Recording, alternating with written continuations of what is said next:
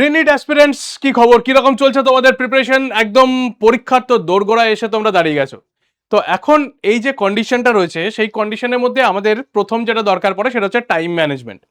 তো time management তো already তোমাদের সাথে ডিসকাস করা হয়েছে, তো তোমরা টাইম ম্যানেজমেন্ট নিয়ে অনেকগুলো আইডিয়া বা অনেকগুলো স্ট্র্যাটেজি তোমরা দেখেছো। আজকে যেটা ডিসকাস করবো সেটা আরেকটা ভাইটাল ইম্পর্টেন্ট জায়গা, যেটা তোমাদের এক্সাম হলে ওই স্পটেতে তোমাদের হেল্প করবে। তো আজকের যে ভিডিওটা রয়েছে সেই ভিডিওটা হচ্ছে এক্সাম হলেতে কি করে নেগেটিভ মার্কিংটাকে কম করা যাবে, কি করে গেস ওয়ার্ক না করে ঠিকঠাক অ্যাকিউরেট অ্যান্সার করা যাবে, সেই জায়গাটাকে আমরা ফোকাস করব। ঠিক আছে, তো welcome you all to this PW Bangla NEET and JENPAS channel. তাহলে প্রত্যেককে জানাই আজকের এই ভিডিওতে স্বাগতম। আজকের যে ভিডিওটা থাকবে তাতে আমরা নেগেটিভ মার্কিংকে কম করার একটা প্রসেসকে নিয়ে আলোচনা করব। দেখো, প্রথম জিনিস যেটা বলি সেটা হচ্ছে নেগেটিভ মার্কিং কম করার জন্য একটা জিনিস দরকার পড়ে, সেটা হচ্ছে কনসেপ্ট আর প্র্যাকটিস যার এনাফ হয়ে রয়েছে তার এই নেগেটিভ মার্কিং নিয়ে কোনো চাপ নেওয়ার কিছু নেই। কিন্তু তবুও এক্সাম হলেতে আমাদের না ঠিক ওই ফুল কনসেপ্ট আর ফুল প্র্যাকটিসের পরেও কিছু জিনিস ল্যাক করে যায়। সেটা হচ্ছে কি না, ওই যে এক্সাম হল ম্যানেজমেন্ট বা এক্সাম হল প্যানিক, সেই এক্সাম হল যে প্যানিক রয়েছে সেই এক্সাম হল প্যানিকটাকে কেমন করে ম্যানেজ করবে। দেখো, ফার্স্ট আমাদের কাছে 200 মিনিট টাইম রয়েছে, আমরা এটাই ধরে নেব। তার সঙ্গে সঙ্গে 180টা প্রশ্ন রয়েছে, আর এক একটা কোশ্চেন করার জন্য আমাদের কাছে অ্যাপ্রক্স যে টাইমটা পাই সেটা হচ্ছে 66 সেকেন্ডস। এবার এই 66 সেকেন্ডস যে টাইমটা রয়েছে পুরোটাই কি সবগুলো কোশ্চেনের জন্য আমি ইউটিলাইজ করব? তাহলে কিন্তু বড় রকমের একটা সমস্যার মধ্যে পড়বে। কারণ কিছু কোশ্চেন আমাকে 30 সেকেন্ডসের মধ্যে অ্যান্সার করতে হবে, কিছু কোশ্চেনের জন্য আমাকে 2 মিনিটসের বেশি কিন্তু টাইম দিতে হবে। কারণ কিছু কোশ্চেন ডিমান্ড টাইম মাংতা হয় ভাই। ঠিক আছে, তাহলে এই হচ্ছে ব্যাপার। তো জায়গাটাকে কেমন করে ম্যানেজ করব? প্রথম ম্যানেজমেন্ট যেটা, যে প্রবলেম যখনই তুমি এক্সাম হলে গিয়ে ফার্স্ট যেটা করবে সেটা হচ্ছে ব্রিদিং করবে। কারণ ব্রিদিং করলে আমাদের কি করে না, কর্টিসল লেভেলটা ধীরে ধীরে কমে যায়। তো কর্টিসল জানো যে এটা একটা বায়োলজির মাস্টার ভাই, একটু তো বায়োলজি থাকবেই।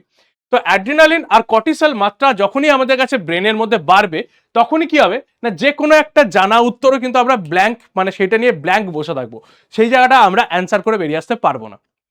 এক্সাম হলে এক্সাম শুরুর ঠিক 1 মিনিট 2 মিনিট আগে হাত পা যখন মনে হচ্ছে যে না এবারে এবারে কি হবে, ঠিক সেই মুহূর্তে যেটা করবে সেটা হচ্ছে 4 সেকেন্ড মানে ব্রিথ করো, হোল্ড অ্যান্ড রিলিজ। ঠিক আছে, ব্রিথ, হোল্ড আর রিলিজ, এই জিনিসটা 4বার করো। তা 4বার করলে অটোমেটিক্যালি দেখতে পাবে যে তোমার কর্টিসল লেভেলটা ধীরে ধীরে ধীরে ধীরে কমে যাচ্ছে। কর্টিসল লেভেলটা যখনই কমবে, ঠিক আছে, অটোমেটিক্যালি তোমার ফোকাসটা আরো বাড়বে, পিস অফ মাইন্ডটা বাড়বে এক্সাম হলের ভেতরে। এবারে দ্বিতীয় প্রসেস কি রয়েছে না, আমরা একটা অ্যাভারেজ টাইমকে সেট করে যাই। যেরকম বায়োলজির ক্ষেত্রে, বোটানি জুলজির ক্ষেত্রে যে 90টা কোয়েশ্চেন রয়েছে সেখান থেকে আমরা 55 থেকে 60 মিনিটস টাইমকে ইউজ করব। কেমিস্ট্রির যে 45টা কোয়েশ্চেন রয়েছে সেখানেও 55 থেকে 40 মিনিটসকে ইউজ করব। আর ফিজিক্সের জন্য 45 মিনিট যে টাইম, 45টা কোয়েশ্চেন রয়েছে সেখানেও আমরা মোটামুটি 50 মিনিটস থেকে 60 মিনিটস মানে 1 ঘন্টাকে আমরা ইউজ করব টোটাল। আর বাকি 30-35 মিনিট যেটা থাকবে সেটাকে আমি একবার রিক্যাপ করব, রিভাইজ করব, দেখে নেব। কিন্তু বস, এই রুলের রেসপেক্টে কিন্তু আমাদের সমস্ত এক্সামটা যায় না। তো এক্সামটার জন্য অ্যাপ্রক্স যে টাইম সেট করেছি, চেষ্টা প্রথমেই করব যে এই টাইমের মধ্যে আমাকে কমপ্লিট করা বা এই টাইমের মধ্যে কোশ্চেন পেপারটাকে আমি সাবমিট করা। ঠিক আছে, ওকে। কোশ্চেন পেপার যখন এইভাবে করব, কিন্তু সেই সময়তে আমাকে মাথায় রাখতে হবে এরপরে যেটাতে রয়েছে সেই জায়গাটায় চলে এসো। কি মাথায় রাখবো না, 3টে সাবজেক্ট আমাদের কাছে রয়েছে, বায়োলজি, কেমিস্ট্রি, ফিজিক্স। বায়োলজি সব থেকে বেশি মার্কস তোলার একটা জায়গা। এই যে বায়োলজির জায়গাতে এখানে ডাইরেক্টলি এনসিআরটি রিলেটেড কোয়েশ্চেন আসবে। রিলেটিভলি ফিজিক্স কেমিস্ট্রি থেকে ইজি কোয়েশ্চেনই হয়, ঠিক আছে, রিলেটিভলি। ঠিক আছে, তো এখানে কি করতে হবে না, এই জায়গাটাকে যতটা পারবো ইজিলি অ্যাকিউরেট করে বেরোনোর চেষ্টা করতে হবে। কেমিস্ট্রির মধ্যে থিওরি আর ম্যাথ বেসড কোশ্চেন থাকে, আর এখানে কি রয়েছে রিয়াকশন আর প্রপার্টি যেগুলো রয়েছে সেগুলোর উপরে একটুখানি ভালো করে নিউমেরিক্যালস গুলোকে পড়ার জন্য আমি একটু টাইম স্পেন্ড করব। তারপর কি বলছে, ফিজিক্সে সব থেকে বেশি সময় নেয় কারণ এখানে ক্যালকুলেশন থাকে, আর তার সাথে সাথে ফর্মুলা বেসড কোশ্চেনগুলোকে আমাদের করতে হবে। তাহলে কোনটাকে কিভাবে প্রায়োরিটিতে সেট করব সেই জায়গাটা আগে দেখে নাও। ফিজিক্স দিয়ে কোশ্চেন পেপার কখনোই শুরু করবে না। ঠিক আছে, আচ্ছা এটা আমি বলবো না, কারণ এটা অনেকেরই প্যাটার্নে প্র্যাকটিস করা থাকে যে ফিজিক্স দিয়ে নর্মালি কোশ্চেন পেপার অ্যাটেম্প করা স্টার্ট করবে না। তাতে কি হবে না, তাতে প্যানিক মোডটাই অন হবে বেশি আগে। ঠিক আছে, টাইম কনজিউম অনেক বেশি হয়ে যাবে। তো সেই জন্য কি করবে না, যেটা তোমার কাছে ইজি লাগে সেইভাবে তুমি সাবজেক্ট চুজ করে স্টার্ট করবে। নেক্সট কি বলছে দেখো, ফার্স্ট যেটা করবে সেটা হচ্ছে 100 থেকে 120টা কোয়েশ্চেন ফার্স্ট রাউন্ডের মধ্যেই ইজিলি যেগুলোকে মার্ক করা যায়, 100 and 120, 130 নয় কিন্তু, দেখবে 120টাই করার চেষ্টা করবে বা 100টাই করার চেষ্টা করবে ম্যাক্সিমাম। তার বেশি যদি হয় তাহলে সেটা বেটার, কিন্তু আন্দাজে বেশি যেন না হয়, ঠিক আছে, বোঝা গেল? ফার্স্ট রাউন্ডের মধ্যে 100 to 120 কোয়েশ্চেন্স আমাদের কাছে ফার্স্ট রাউন্ডের মধ্যে ইজিলি আমরা অ্যাটেম্প করতে পারবো, সমস্ত সাবজেক্ট মিলিয়ে বলছি, শুধু বায়োলজির ক্ষেত্রে নয়। বায়োলজি, ফিজিক্স, কেমিস্ট্রি মিলিয়ে এটা হচ্ছে আমাদের কাছে ফার্স্ট রাউন্ড, যেগুলো আমাদের কাছে জেনুইনলি জানা কোয়েশ্চেন, জেনুইনলি ইজি কোয়েশ্চেন, শুধুমাত্র সেইগুলোকেই অ্যাটেম্প করবো। নেক্সট কি রয়েছে, নেক্সট 50 মিনিটসের মধ্যে যেগুলোতে আমার 1 to 1 ডাউট রয়েছে, মানে দুটো কোয়েশ্চেনের মধ্যে ডাউট রয়েছে, সেই রকম ধরনের কোয়েশ্চেন্সগুলোকে আমি নেক্সট 50 মিনিটসের মধ্যে, এখানে মাত্র 30 to 40 কোয়েশ্চেন আমার টার্গেটে থাকবে। 30 থেকে 40টা কোয়েশ্চেন আমি সেকেন্ড রাউন্ডের জন্য রেডি করব, যেখানে আমার দুটো অপশনের মধ্যে গেস করতে হচ্ছে বা দুটো অপশনের মধ্যে আমার ডাউট তৈরি হচ্ছে। থার্ড রাউন্ডে আমার যখন ফাইনাল রাউন্ড চলে আসছে, সে ফাইনাল রাউন্ডে প্রত্যেকটা জিনিস ওএমআর তে ঠিকঠাকভাবে ফিল আপ করা হয়েছে কিনা, ওএমআর এর জিনিসপত্র ঠিকভাবে আছে কিনা, তার সঙ্গে সঙ্গে কোনো জায়গায় ক্যালকুলেশন মিস করেছে কিনা, ফিজিক্সে কোনো জায়গায় প্রবলেম হয়েছে, কোনো একটা কোয়েশ্চেনের জন্য টাইম লাগছে, তাহলে সেই কোয়েশ্চেনটা ছেড়ে রেখেছি, সেইটার অ্যান্সার করতে পারবো কিনা, এটা হচ্ছে লাস্ট 30 মিনিটসের জায়গা, ঠিক আছে, ওকে। তাহলে পুরো যে 180টা কোশ্চেন আমাদের কাছে রয়েছে, সেই 180টা কোশ্চেনকে আমরা এরকমভাবে 3টে প্যাটার্নে ভাগ করে নিয়ে এক্সামটা দেবো, ঠিক আছে, বেশ। নেক্সট এবার যেটা রয়েছে সেটা হচ্ছে মাইক্রো টাইমিং। মাইক্রো টাইমিং এর জন্য কোশ্চেন প্রতি কতক্ষণ টাইম আমাকে ইনভেস্ট করতে হবে। কোশ্চেন প্রতি যদি দেখি যে বায়োলজিতে ম্যাক্সিমাম 30 সেকেন্ডসের বেশি কিন্তু আমি এখানে ইনভেস্ট করব না, যেগুলো ডাইরেক্ট কোশ্চেন। যদি অ্যাসেশন রিজনস হয়, ভাবতে হয়, যদি ম্যাচিং বেস হয়, অনেকক্ষণ ধরে ম্যাচিং করতে হচ্ছে, তখন কিন্তু আমার টাইমটা ফ্র্যাকচুয়েট করবে।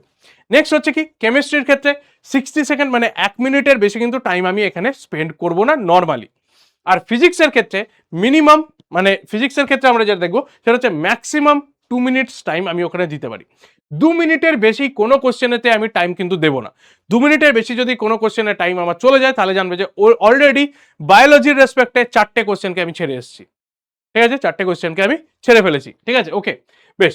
যখন কোশ্চেন করবে, ঠিক আছে, যেটাকে তুমি কারেক্ট করছো দেখতে পাচ্ছ একটা পেজের মধ্যে, কোশ্চেন পেপারের মধ্যে এখন মানে মাইক্রো, মানে বুঝতেই পারছো, একটা ডট বা যেটা অ্যান্সারটা কারেক্ট হবে সেই অ্যান্সারটার উপরে জাস্ট একটা মানে মার্ক করে রেখে দাও, এখন ওএমআর ফিল আপ করবে না। নেক্সট কি হচ্ছে না, চেনা লাগছে তাহলে গোল, বা একদমই জানা নেই তাহলে ক্রস, মানে যে কোনো একটা ধরনের মার্কিং তুমি ইউজ করো। ফার্স্ট এই জিনিসটা করে ফেলবে, করার পর ওএমআর এতে ফিল আপ কখন করবো স্যার? ওএমআর এতে ফিল আপ একটা পেজ যখন তোমার কাছে কমপ্লিট হয়ে যাবে, সেই পেজটাকে ওএমআর এ ফিল আপ করবে, নেক্সট পেজে যাবে, আবার কমপ্লিট করবে, ওএমআর এ ফিল আপ করবে, এইভাবে চলবে তোমার 3টে রাউন্ডই, এইভাবে চলবে তোমার 3টে রাউন্ডই, ঠিক আছে।